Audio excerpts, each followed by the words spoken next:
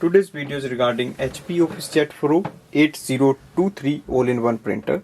I'm going to show you how to replace the ink cartridges.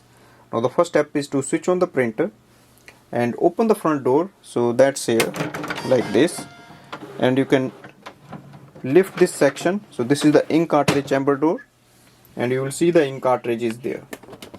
To take them out, simply you have to press the lock.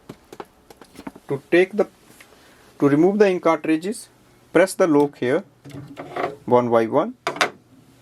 Take all the ink cartridges out. And to install the new ink cartridge, simply place the ink cartridge in its position and press it down.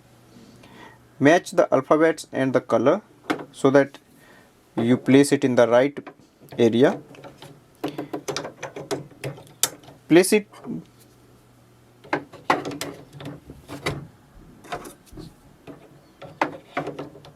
So once we install the ink cartridges, press this chamber down, it will lock itself. Also close the front door.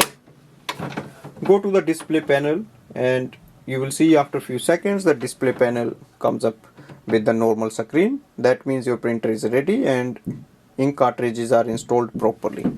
Thanks for watching.